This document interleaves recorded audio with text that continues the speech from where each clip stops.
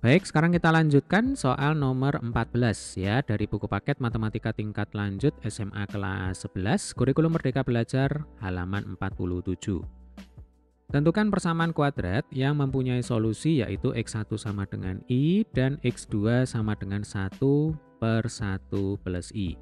Nah, adik-adik, untuk menentukan sebuah persamaan kuadrat yang solusinya sudah diketahui ya, maka kita bisa langsung menggunakan persamaan X min X1 kali X min X2 sama dengan 0 ya. Jadi, saya yakin dan percaya tentunya adik-adik sudah hafal luar kepala ya, dan tentunya tidak asing juga dengan persamaan semacam ini. Nah, karena di sini X1 dan X2-nya sudah ada, ya sudah, langsung saja kita masukkan ke sini ya. Maka nanti yang pertama kita akan punya X dikurangi I, ya kan? Kemudian dikalikan dengan X dikurangi 1/1 plus I, ya, sama dengan 0. Langkah selanjutnya ini tinggal dikali 1/1. Ya, seperti biasanya, X kali X, kemudian X kali min 1/1 plus I, lalu min I kali X, kemudian min I kali min 1/1 plus I ya. Langsung ya, berarti yang pertama adalah X kuadrat, kemudian min X/1 plus I, lalu kita punya min IX ya kan, kemudian di sini min I kali min 1/I plus 1.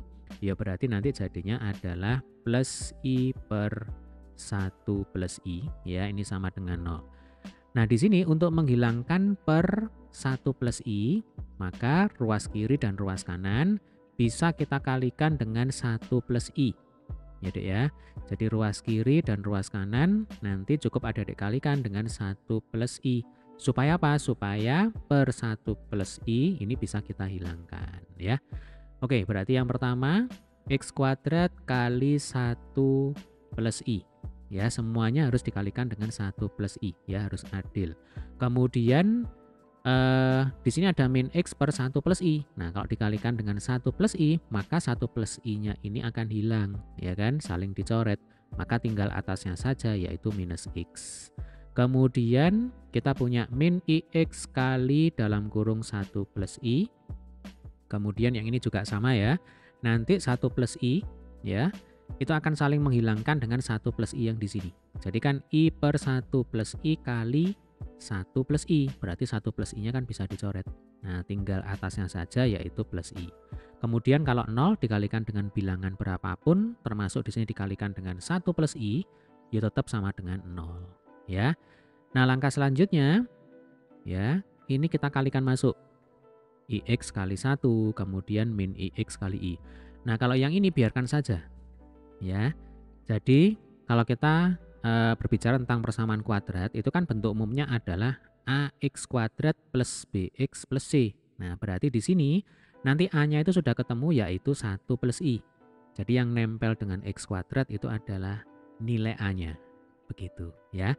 Berarti nanti yang kita kali masuk cukup yang ini saja. Ya. Oke, langsung ya. Jadi saya pakai warna biru.